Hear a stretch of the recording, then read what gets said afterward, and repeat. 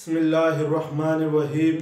अस्सलाम वालेकुम dear first year class के स्टूडेंट आज के लेक्चर में हम लोग model question paper of mathematics का सॉल्यूशन करेंगे जो कि फेडरल बोर्ड की वेबसाइट पे गिवन है।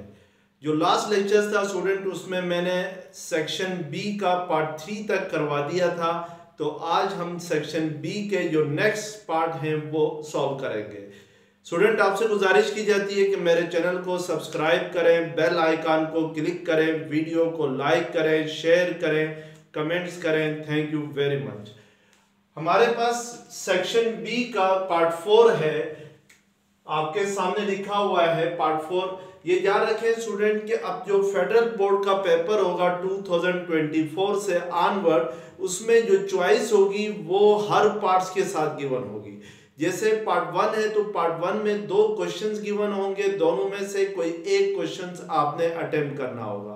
इसी तरीके से पार्ट 2 में भी 2 क्वेश्चंस गिवन होंगे, दोनों में से कोई एक क्वेश्चंस अटेम्प्ट करना होगा। तो हम पार्ट 4 देखते हैं सेक्शन बी का, और पार्ट 4 का फर्स्ट पार्ट है find two numbers whose harmonic mean is 24/5 and geometric mean is 6। यहाँ पे क्वेश्चन में स्टूडेंट हमसे ये कह रहा है कि 2 नंबर्स फाइंड करने हैं जिनका हार्मोनिक मीन क्या है 24/5 है, और उन्हीं दोनों नंबर्स का जो ज्योमेट्रिक मीन है वो क्वेश्चन में क्या गिवन है, 6 गिवन है। तो यहाँ पर सबसे पहले जिन नंबर्स को हमने फाइंड करना है उसको हम लेट करते हैं। Let the first number is a, यानी जो फर्स्ट नंबर है उसको हम क्या लेट कर लेते हैं, ए लेट कर लेते हैं। And let the second number, और जो सेकंड नंबर है उसको हम लेट सपोज क्या लेट कर लेते हैं, बी लेट करते हैं। अब बाय गिवन कंडीशन ए और बी का जो हार्मोनिक मीन है वो किसके इक्वल है, 24/5 है। यानी इन दोनों नंबर्स का हार्मोनिक मीन किसके इक्वल है, 24/5 है, और इन्हीं दोनों नंबर्स का जो ज्योमेट्रिक मीन है वो किसके इक्वल है, वो आपके पास गिवन है 6 के इक्वल है। अब आपने यहां पर ए और बी की वैल्यूज फाइंड करनी है। What should be A and B. हमने स्टूडेंट जो यूनिट 4 है उसमें जो सीरीज है वो पढ़ी हुई है, सीक्वेंस एंड सीरीज का जो यूनिट है, जिसमें हमने हार्मोनिक मीन के लिए फार्मूला देखा था इस यूनिट के अंदर, यूनिट 4 में। वो किसके इक्वल होता है, 2 नंबर्स के दरमियान जो हार्मोनिक मीन होता है उसके लिए फार्मूला होता है 2ab divided by a plus b होता है। और जो ज्योमेट्रिक मीन फाइंड करते हैं बिटवीन 2 नंबर्स वो किसके इक्वल होता है, √ab के इक्वल होता है। तो यहाँ पर हम ये 2 फार्मूलाज यूज करके a और b की वैल्यू फाइंड करेंगे। अब हमारे पास जो गिवन है हार्मोनिक मीन वो क्या है, 24/5 है। बाय फार्मूला हार्मोनिक मीन किसके इक्वल होता है, 2ab divided by a plus b होता है। तो इट मींस के 2ab divided by a plus b is equal to क्या आएगा, 24/5 आएगा। अब इस इक्वेशन को हम सिंपलीफाई करते हैं, तो यहां पर क्रॉस मल्टीप्लिकेशन करेंगे तो 5 सेकंड साइड पे आके 2ab से मल्टीप्लाई होगा, तो 5 2 10ab होता है, और 24 किसके साथ मल्टीप्लाई होगा, a प्लस b के साथ मल्टीप्लाई होगा। अब स्टूडेंट हमारे पास जो ज्योमेट्रिक मीन फाइंड करने का फार्मूला है वो क्या है, √ab है। तो जो क्वेश्चन में ज्योमेट्रिक मीन है वो किसके इक्वल है, 6 के इक्वल है। तो इट मींस के √ab किसके इक्वल आएगा, 6 के इक्वल आएगा। यहां से हम लोग ab की वैल्यू फाइंड करना चाहें तो दोनों साइड से क्या करेंगे, स्क्वायरिंग लेंगे। तो स्क्वायरिंग ऑन बोथ साइड करता हूं तो ये √ab का स्क्वायर आएगा, और राइट हैंड साइड पे 6 का स्क्वायर आएगा। तो स्क्वायर और स्क्वायर रूट कैंसिल हो जाएंगे, ab किसके इक्वल आएगा, 36 के इक्वल आएगा। अब यहां पर इस इक्वेशंस को आप 1 का नाम दे दें और इस इक्वेशंस को 2 का नाम दे दें। तो नेक्स्ट स्टेप में आप क्या करें कि पुट 2 in 1, यानी इक्वेशंस 2 को इक्वेशंस 1 में पुट करें। तो इक्वेशन 1 आपके पास क्या है, 10ab is equal to 24 into a plus b है। तो 10 एज इट इज आ जाएगा। ये जो ab है इसकी वैल्यू इक्वेशन 2 में किसके इक्वल है, 36 के इक्वल है, तो इसकी जगह 36 लिखेंगे is equal to 24 into a plus b as it is आ जाएगा। यहां से अगर हम इसको सिंप्लीफाई करें तो a प्लस बी के साथ 24 मल्टीप्लाई हो रहा है, तो सेकंड साइड पे जाके क्या होगा, डिवाइड होगा। तो ये आपके पास 6 4 24, 6 6 36, 2 2 4, 2 3 6, 2 5 10, 5 3 15। तो इट मींस के a प्लस b की वैल्यू क्या आ जाएगी, 15 के इक्वल आ जाएगी। अब यहां से स्टूडेंट आपने क्या करना है कि ये जो आपके पास a प्लस बी की वैल्यू 15 आ गई है, इस इक्वेशन की मदद से b को इन टर्म ऑफ a लिखें, यानी a को सेकंड साइड पे शिफ्ट करेंगे तो b इज इक्वल टू क्या आ जाएगा, 15 माइनस a आएगा। तो नेम दिस इक्वेशन एज 3। अब आपने क्या करना है, इक्वेशंस 3 को पुट करना है इक्वेशंस 2 में, यानी पुट 3 इन इक्वेशन 2। इक्वेशन 2 आपके पास क्या है, a इंटू बी, तो इस b की जगह आपके पास वैल्यू क्या आ गई है, in term of a b की वैल्यू 15 माइनस a आ गई है। तो b की जगह आप 15 माइनस a पुट कर ले इज इक्वल टू क्या आ जाएगा, 36 आएगा। तो यहां से आप इसको सिंप्लीफाई करके a की वैल्यू क्या कर सकते हैं, फाइंड कर सकते हैं। तो यहां से देखें 15a इज इक्वल टू क्या आ जाएगा, a square is equal to 36 आएगा, minus a square second side पे जाके प्लस a स्क्वायर होगा, 15a इस साइड पे आके माइनस 15a प्लस 36, और यहाँ पे क्या रह जाएगा, 0। तो ये आपके पास क्या बन गई, एक क्वाड्रेटिक इक्वेशन बन गई।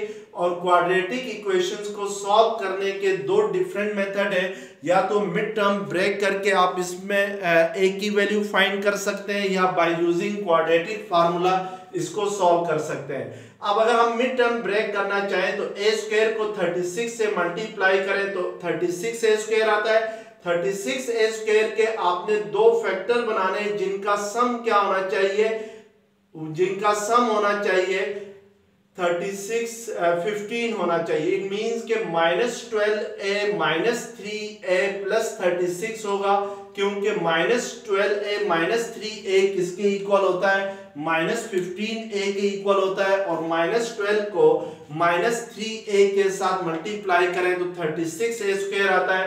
अब a स्क्वायर -12a में a कॉमन लेंगे तो ये a -12 आएगा, -3a प्लस 36 में -3 कॉमन लेंगे तो a -12 आएगा, इक्वल टू क्या आ जाएगा, 0। अब यहां से a -12 कॉमन आएगा तो इट मींस कि ये a -3 रह जाएगा, इक्वल टू 0। यहां से a की दो वैल्यूज आएंगी, यानी दो फैक्टर्स होंगे, a -12 इक्वल टू 0 होगा और a -3 इज इक्वल टू 0 होगा। तो a की वैल्यू क्या आएगी, 12, और इस इक्वेशन से a की वैल्यू क्या आएगी, 3। तो यहां से कोई एक a की वैल्यू आपने लेनी है और उसकी मदद से b की वैल्यू फाइंड करनी है। तो हमें पता है कि इक्वेशंस 3 में देखें b किसके इक्वल था, b इक्वल था 15 माइनस a के इक्वल था। अगर हम a टेक करते हैं 12 तो then what is b, b is equal to 15 minus 12 होगा विच इज 3 होगा। तो इट मींस के अगर a की वैल्यू 12 होगी तो b की वैल्यू फिर क्या होगी, 3 होगी। और अगर a की वैल्यू 3 लेते हैं तो फिर b की वैल्यू क्या आएगी, 12 आएगी। तो 12 and 3 are two numbers whose harmonic mean is 24/5 and geometric mean is 6। अब पार्ट 4 का सेकंड पार्ट है सम द सीरीज। एक सीरीज गिवन है, इसका आपने सम फाइंड करना है। और सीरीज है, फर्स्ट टर्म है सीरीज की 1 into 2 power 1 plus second term है 3 into 2 स्क्वायर है, प्लस थर्ड टर्म है 5 into 2 power 3 है, प्लस थर्ड नेक्स्ट टर्म है 7 into 2 power 4। इस तरीके से इस सीरीज की लास्ट टर्म है 99 into 2 power 50 है। स्टूडेंट जब भी किसी सीरीज को सम करते हैं तो सबसे पहले हम देखते हैं कि जो गिवन सीरीज है जिसका हमने सम फाइंड करना है वो किस टाइप की सीरीज है। यहाँ पर ये जो सीरीज है इसका अगर गौर से देखें तो ये अरिथमेटिको ज्योमेट्रिक सीरीज है, जो कि आपके बुक का जो केपीके की बुक है उसमें जो चैप्टर 5 है, यूनिट 5 है, उसकी एक्सरसाइज 5.2 में से ये क्वेश्चन आया हुआ है। वहां पर आपको अरिथमेटिको ज्योमेट्रिक सीरीज के बारे में पूरी तफसील गिवन है। मैं यहाँ पर इसको जरा टच करता हूँ कि अरिथमेटिको ज्योमेट्रिक सीरीज क्या होती है। अरिथमेटिको ज्योमेट्रिक सीरीज ये होती है कि अगर किसी अरिथमेटिक सीरीज और ज्योमेट्रिक सीरीज की जो करस्पॉन्डिंग टर्म्स है उनको मल्टीप्लाई करके हमारे पास जो सीरीज आती है that is called arithmetico geometric series. जैसे लेट्स सपोज मैं एक अरिथमेटिक सीरीज लिखता हूं आपके सामने। जैसे अरिथमेटिक सीरीज है, लेट्स सपोज उसकी फर्स्ट टर्म a है, सेकंड टर्म क्या होगी a प्लस डी होगी, थर्ड टर्म क्या होगी a प्लस 2d होगी। इसी तरीके से जो लास्ट टर्म होगी वो क्या होगी, वो a plus n minus 1 into d होगी। That will be the last term of the arithmetic series. Arithmetic series वो सीरीज होती है जिसमें जो कंसेक्यूटिव टर्म्स के दरमियान डिफरेंस है वो सेम रहे। तो आपको नजर आ रहा है कि यहाँ पे फर्स्ट टर्म और सेकंड टर्म में डिफरेंस d है, इसी तरीके से सेकंड टर्म और थर्ड टर्म में डिफरेंस d है, यानी a प्लस 2d से अगर हम a प्लस d को माइनस करें तो हमारे पास जो डिफरेंस आता है वो क्या आता है, वो d आता है। तो ये आपके पास a माइनस a से कैंसिल, 2d माइनस d क्या आ जाएगा, d आ जाएगा। इसी तरीके से नेक्स्ट टर्म होगी थर्ड टर्म के बाद a प्लस 3d होगी। उन दोनों में यानी थर्ड टर्म और फोर्थ टर्म में डिफरेंस ले लें तो वो भी d आएगा। तो इट मींस के it is an arithmetic series. और दूसरी में अगर ज्योमेट्रिक सीरीज की जनरल फॉर्म लिखूं तो ज्योमेट्रिक सीरीज की जनरल फॉर्म होती है 1 plus r power 2 plus r power 3 plus r power 4 plus so on up to जो last term of arithmetic geometric series होगी वो होगी r पावर n माइनस 1 होगी। ज्योमेट्रिक सीरीज वो होती है जिसमें कंसेक्यूटिव टर्म्स के दरमियान जो रेशो है वो सेम हो। जैसे यहाँ पे देखें फर्स्ट टर्म आपके पास 1 है, सेकंड टर्म r है, तो इट मींस कि जो रेशो होगी between first term and second term वो क्या होगी, आपके पास r डिवाइडेड बाई 1 होगी। इसी तरीके से थर्ड टर्म और सेकंड टर्म में भी जो रेशो है वो r के इक्वल होगी, यानी r square divided by r होगा, तो that will be equal to r। तो इट मींस कि सेकंड सीरीज जो है वो क्या है, आपके पास ज्योमेट्रिक सीरीज है। अब हमने यहाँ पे ये चेक करना है कि अरिथमेटिक को ज्योमेट्रिक सीरीज क्या होती है।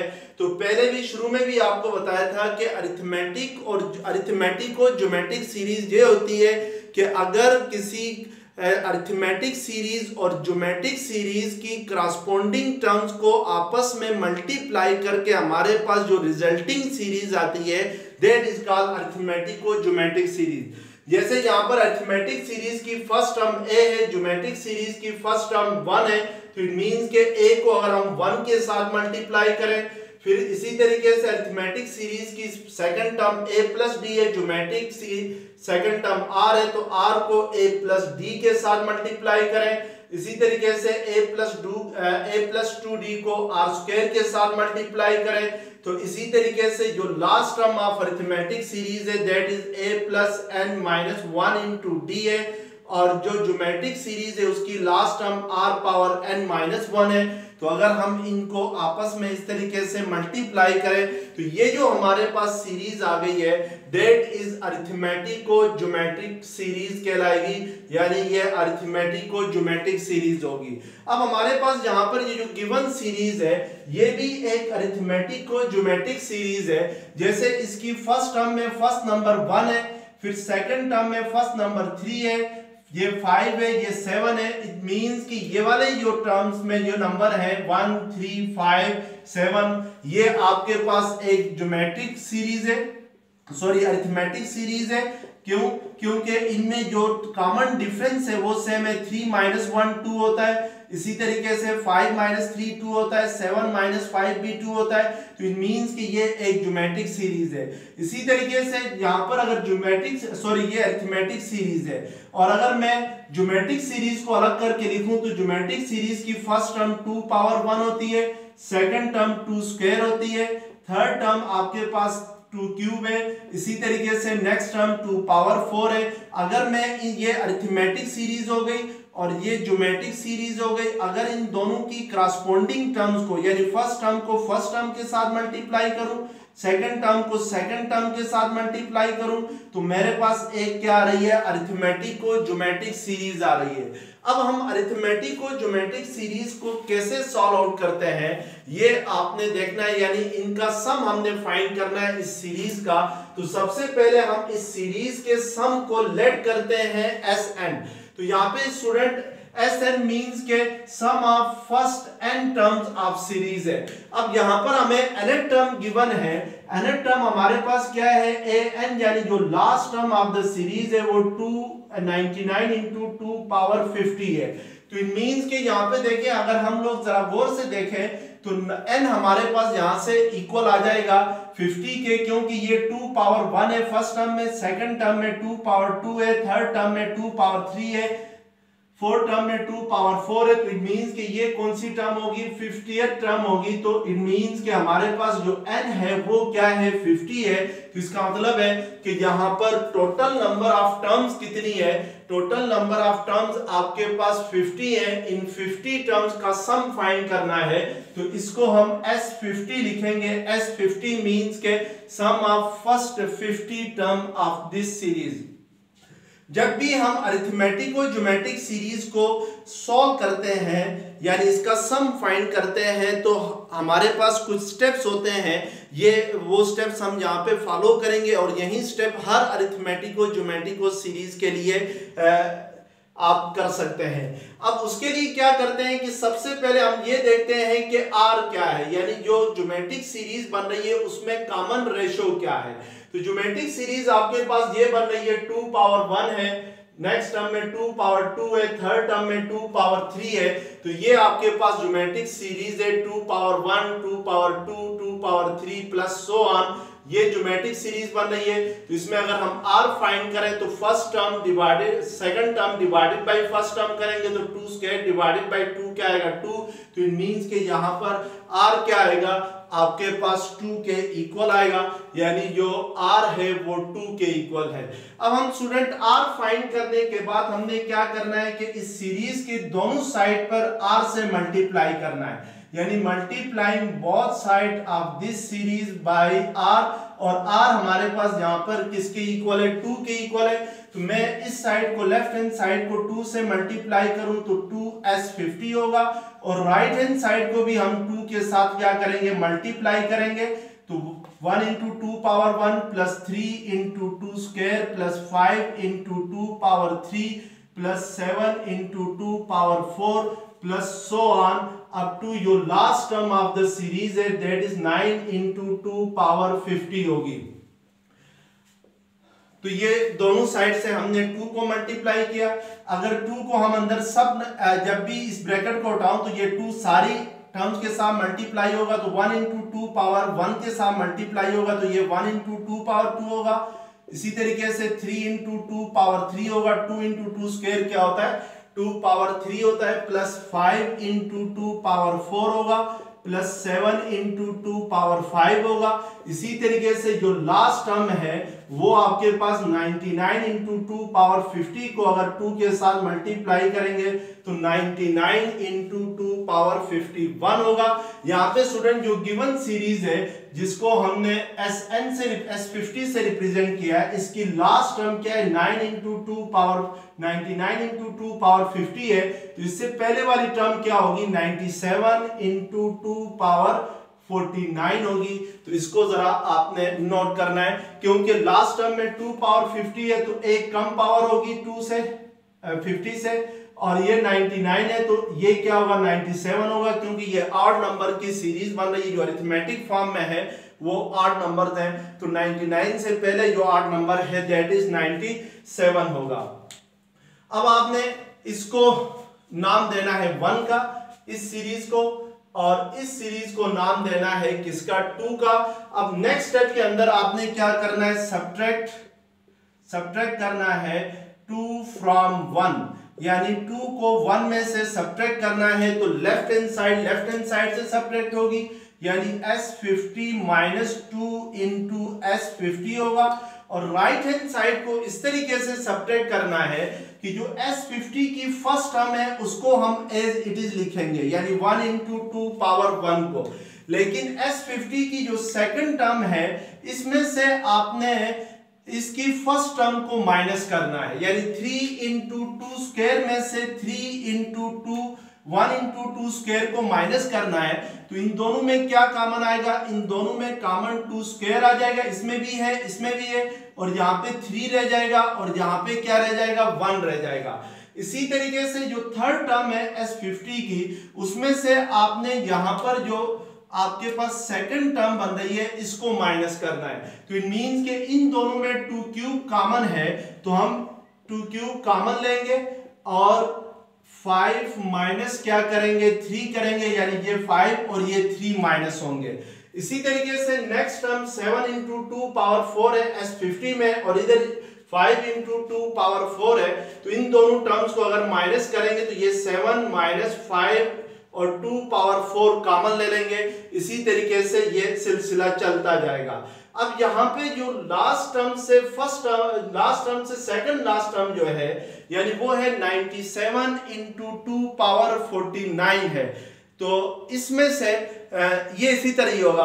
अब यहाँ पे देखें जो 2S50 वाली सीरीज है, इसमें लास्ट टर्म ये 99 into 2 power 51 है। तो इसमें जो सेकंड लास्ट टर्म होगी वो आपके पास होगी 97 into, यानी ये 99 से एक कम होगा, into 2 power 50 होगी।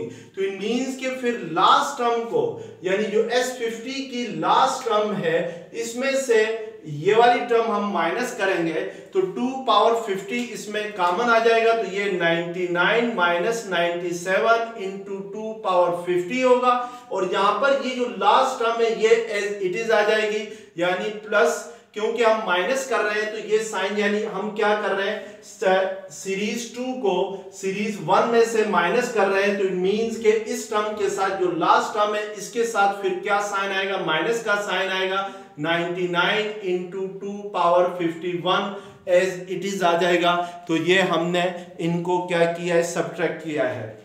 अब S50 minus 2S50 करते हैं तो ये माइनस S50 आ जाएगा, या S50 कॉमन ले लेंगे तो 1 minus 2 minus 1 के इक्वल होता है, जिससे हम माइनस 50 भी लिख सकते हैं। अब ये जो आपके पास 3 minus 1 है, ये किसके इक्वल होगा, 2 के इक्वल होगा, और into 2 square as it is आएगा। 5 minus 3 भी 2 के इक्वल होगा, 2 क्यूब एज इट इज आएगा। 7 minus 5 भी 2 के इक्वल होगा, 2 power 4 एज इट इज आ जाएगा।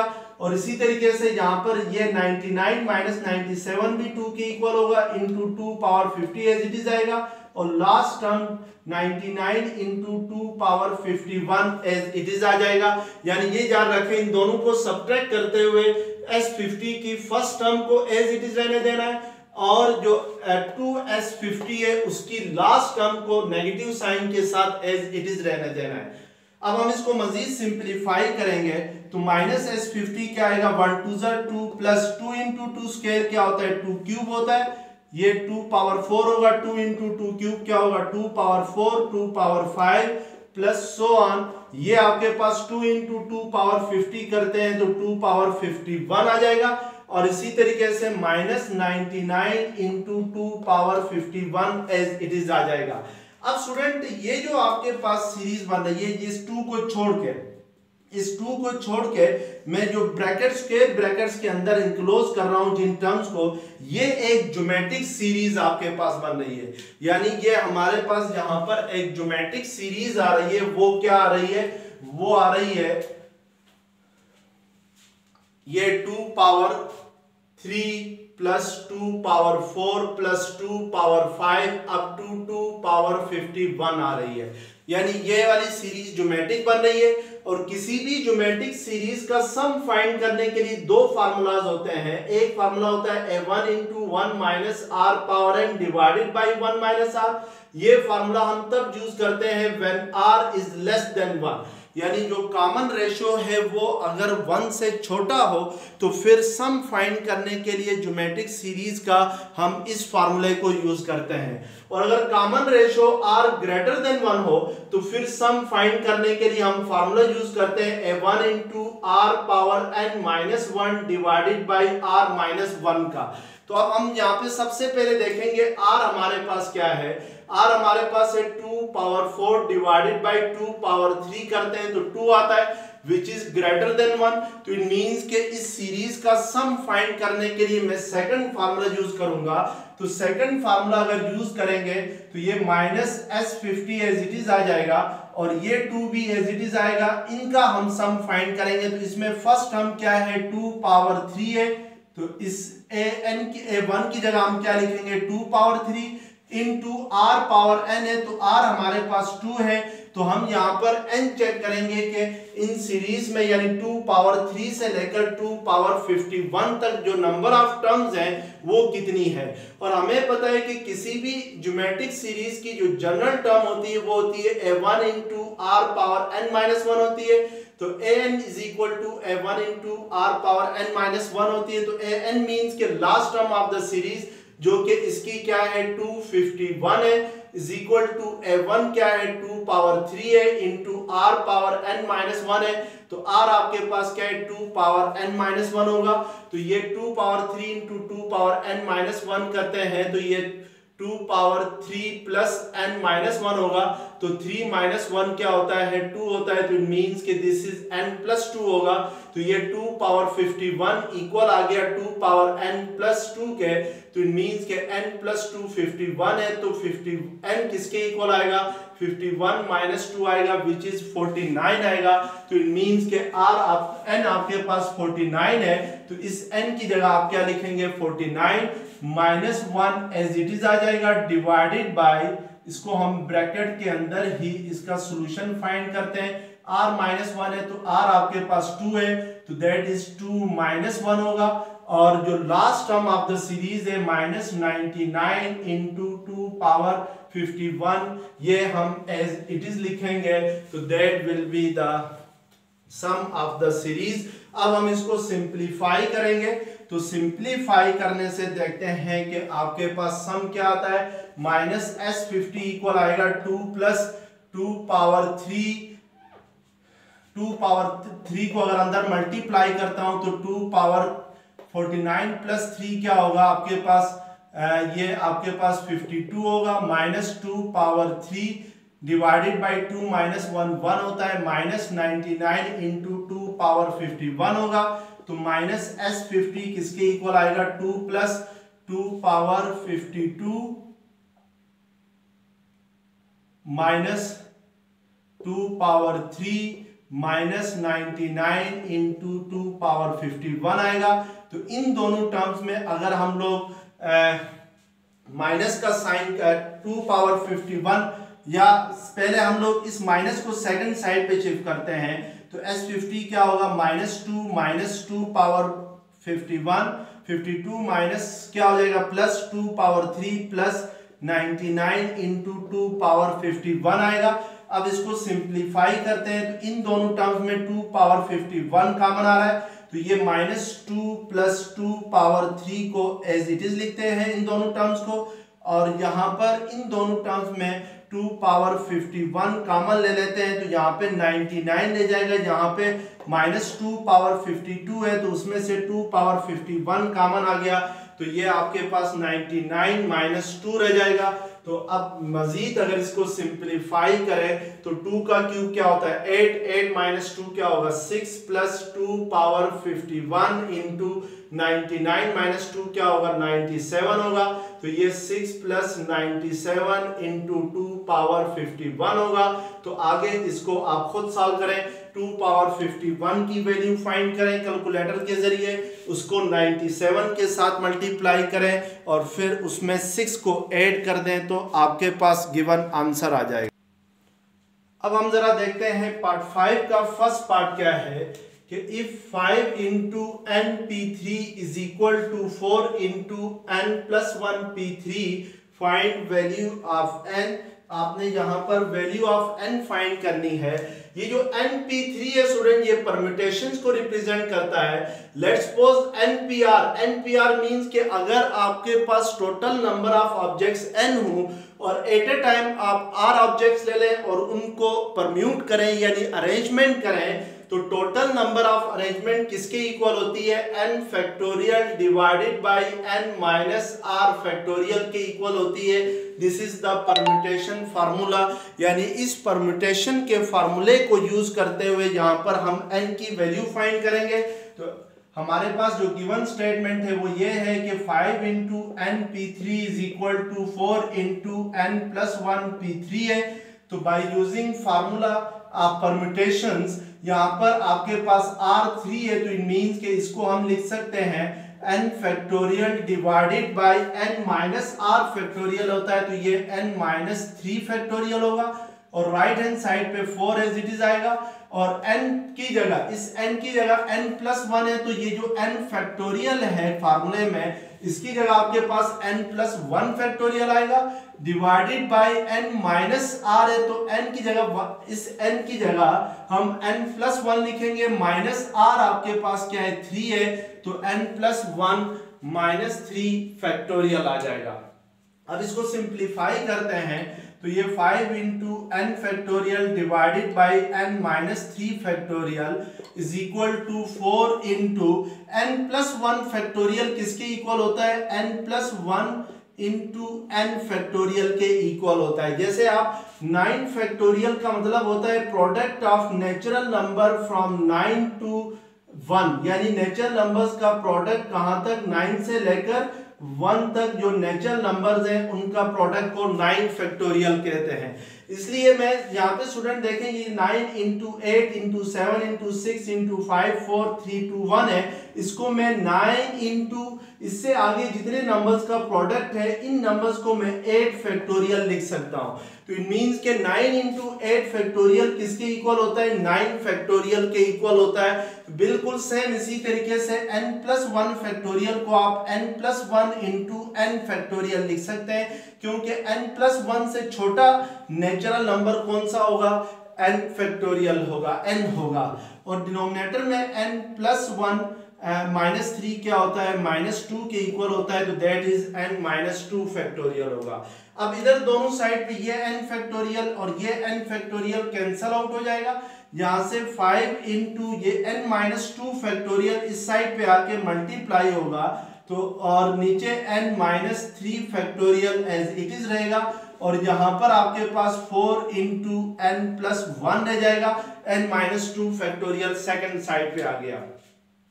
अब हम जरा इसको मजीद और सिंप्लीफाई करते हैं, तो उसके लिए देखें अब लेफ्ट हैंड साइड के डिनोमिनेटर में क्या है? n माइनस 3 फैक्टोरियल है, तो इस n माइनस 3 फैक्टोरियल को आप ऊपर क्या है? n माइनस 2 फैक्टोरियल है, तो n माइनस 2 फैक्टोरियल को आप n minus 2 into n minus 2 ही लिखें इसको। हाँ, n माइनस 2 से छोटा नंबर क्या होगा कि इसमें से 1 माइनस करेंगे तो ये n माइनस 3 फैक्टोरियल होगा और divided by n minus 3 factorial as it is आएगा। Right hand side 4 into n plus 1 हो जाएगी। अब ये n माइनस 3 फैक्टोरियल इससे कैंसल, तो ये 5 इंटू n माइनस 2 किसके इक्वल आ जाएगा? 4 इंटू n प्लस 1 के इक्वल आएगा, तो ये 5n माइनस 10 आ जाएगा, ये 4n प्लस 4 आएगा, तो 5n माइनस 4n होगा और माइनस 10 सेकंड साइड पे जाके प्लस होगा, तो n इज इक्वल टू क्या आ जाएगा? 14 आएगा। तो इट मींस के हियर n इज यानी total number of objects are 14। अब क्वेश्चन नंबर 5 का पार्ट 5 का सेकंड पार्ट है, in a factory there are 100 units of a certain product, यानी एक फैक्ट्री है उसमें एक खास प्रोडक्ट के 100 यूनिट्स पड़े हुए हैं, 5 ऑफ विच आर डिफेक्टिव, यानी जिसमें से 5 आइटम्स ऐसे हैं, 5 प्रोडक्ट्स ऐसे हैं जो कि डिफेक्टिव हैं यानी खराब हैं। If 3 units are selected from 100 units at random, then what is the probability that none of them are defective? यानी क्वेश्चन में स्टूडेंट आपसे ये कह रहा है कि एक फैक्ट्री के अंदर टोटल 100 यूनिट्स हैं किसी खास प्रोडक्ट के, और आपने उन 100 यूनिट में से कोई से 3 यूनिट को रैंडमली सिलेक्ट करना है। रैंडमली का मतलब होता है कि बगैर देखे वहां से कोई से 3 यूनिट आपने उठाने हैं, और ऊपर ये भी कह रहा है कि उन 100 यूनिट में से 5 यूनिट जो हैं वो डिफेक्टिव हैं यानी खराब हैं। तो आपसे पूछ रहा है then what is the probability that none of them are defective, कि इस बात की क्या प्रोबेबिलिटी है कि जो हमने 3 यूनिट वहां से सिलेक्ट किए हैं उनमें से कोई सा भी डिफेक्टिव ना हो। तो इस क्वेश्चन के लिए हम क्या करेंगे स्टूडेंट के पहले हम जो डिफेक्टिव है यानी जो यूनिट्स डिफेक्टिव होने की प्रोबेबिलिटी है उसको फाइंड करेंगे, और फिर हम उसकी मदद से फिर जो नॉन डिफेक्टिव प्रोडक्ट है उनकी प्रोबेबिलिटी को फाइंड करेंगे। तो यहाँ पर पहले हम प्रोबेबिलिटी ऑफ डिफेक्टिव यूनिट्स जरा फाइंड करते हैं, यानी जो प्रोबेबिलिटी है डिफेक्टिव यूनिट्स की वो फाइंड करते हैं। प्रोबेबिलिटी ऑफ डिफेक्टिव यूनिट्स यानी जो हमने सिलेक्ट किया है 3 यूनिट्स हमने रैंडमली यहां से सिलेक्ट करने हैं, तो उनकी प्रोबेबिलिटी डिफेक्टिव होने की क्या प्रोबेबिलिटी है ये चेक करते हैं। अब देखें टोटल डिफेक्टिव ऑब्जेक्ट्स कितने हैं, यानी एक फैक्ट्री है इसमें टोटल जो आपके पास प्रोडक्ट्स हैं वो कितने हैं, टोटल 100 प्रोडक्ट्स हैं। Let's suppose these are 100 products, और इनमें से 5 प्रोडक्ट्स जो है लेट्स सपोज वो क्या है आपके पास ये मैंने जो ब्लू कलर के ये वाले ये डिफेक्टिव प्रोडक्ट्स हैं। मैं इनमें से ये चेक करना चाहता हूं कि हमने जो डिफेक्टिव है उनकी प्रोबेबिलिटी क्या है, हमने कितने सिलेक्ट करने हैं, हमने सिलेक्ट करने हैं 3 यूनिट्स, रैंडमली सिलेक्ट करने हैं यानी बगैर देखे सिलेक्ट करने हैं। तो फर्स्ट एग्जांपल में पहले हाथ डालता हूं और 1 यूनिट सिलेक्ट करता हूं। 3 यूनिट्स आपने इस तरीके से सिलेक्ट करने हैं कि 1 बाय 1 सिलेक्ट करने हैं। हम फर्स्ट यूनिट वहां से सिलेक्ट करें, और फर्स्ट यूनिट को सिलेक्ट करने में जो प्रोबेबिलिटी ऑफ डिफेक्टिव है वो क्या होगी ये हम जरा चेक करते हैं। प्रोबेबिलिटी क्या होती है स्टूडेंट, प्रोबेबिलिटी होती है total number of sample space possible outcomes in event, यानी number of outcomes in event, number of outcomes in event divided by total possible outcomes होती है। This is the formula to find the probability of an event. Total possible outcomes को अगर इस divide करें किससे, number of outcomes है इन event, यानी जो इवेंट में आउटकम्स हैं उनमें से उसको अगर डिवाइड करें टोटल पॉसिबल आउटकम्स है तो वो प्रोबेबिलिटी कहलाती है। अब फर्स्ट जो सिलेक्शन है उसमें डिफेक्टिव आने के कितने चांसेस हैं, तो यहाँ पे देखें जो डिफेक्टिव है उनकी तादाद क्या है, जो नंबर ऑफ डिफेक्टिव यूनिट है दैट आर 5 है, और टोटल नंबर ऑफ जो प्रोडक्ट्स हैं वो कितने हैं, वो 100 है। तो इट मींस कि जो फर्स्ट प्रोडक्ट को चूज करने में जो डिफेक्टिव आने के चांसेस जो है वो है 5 बाय 100 है। अब हमने 3 प्रोडक्ट्स यहां से सिलेक्ट करने हैं रैंडमली, तो फर्स्ट प्रोडक्ट के डिफेक्टिव होने के चांसेस 5 बाय 100 हुए फर्स्ट सिलेक्शंस के अंदर। अब हमने क्या करना है, सेकंड सिलेक्शन करनी है।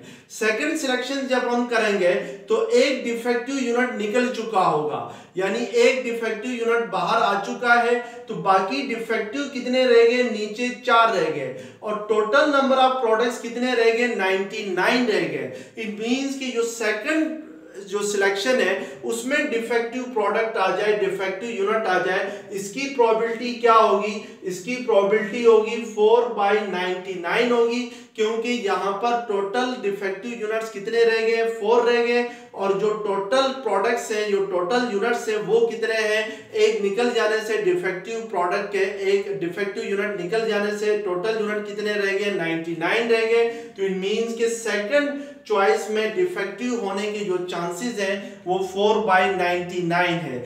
इसी तरीके से जब हम 2 निकाल लेंगे तो फिर प्रोडक्ट्स ऑफ डिफेक्टिव कितने रह जाएंगे, 3 रह जाएंगे, और टोटल यूनिट्स कितने रह जाएंगे, 98 रह जाएंगे। तो इट मींस कि जो थर्ड यूनिट के डिफेक्टिव होने के चांसेस वो क्या होंगे, 3 बाय 98 होंगे, यानी this is the probability of defective units.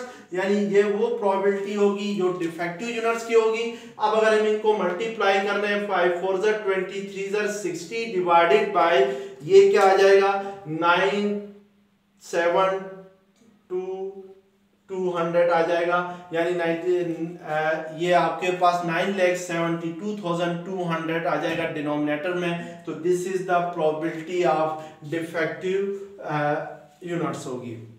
अब हमें उसने क्वेश्चन में कहा हुआ है कि what is the probability that none of them are defective, यानी इस बात की क्या प्रोबेबिलिटी है कि इनमें से कोई डिफेक्टिव ना हो। तो हम याद रखना चाहिए कि टोटल प्रोबेबिलिटी हमेशा किसके इक्वल होती है, यानी टोटल प्रोबेबिलिटी हमेशा 1 के इक्वल होती है। यानी प्रोबेबिलिटी किसी भी ऑब्जेक्ट की, किसी भी इवेंट की 1 से ज्यादा नहीं हो सकती है। जो मैक्सिमम प्रोबेबिलिटी है, जो सर्टेन प्रोबेबिलिटी है वो 1 होती है। तो अगर हम जो probability of non defective units निकालना चाहें, जो नॉन डिफेक्टिव यूनिट्स होंगे उनकी प्रोबेबिलिटी क्या होगी, उसके लिए हमें टोटल में से जो प्रोबेबिलिटी ऑफ डिफेक्टिव आ गई है उसको माइनस करना होगा। तो हमारे पास प्रोबेबिलिटी ऑफ नॉन डिफेक्टिव आ जाएगी। तो वो आपके पास क्या आ गई है 60 डिवाइडेड बाई 9,72,200 आ गई है। तो इसमें से अगर हम इसको माइनस करें तो ये 97,200 एलसीएम आएगा।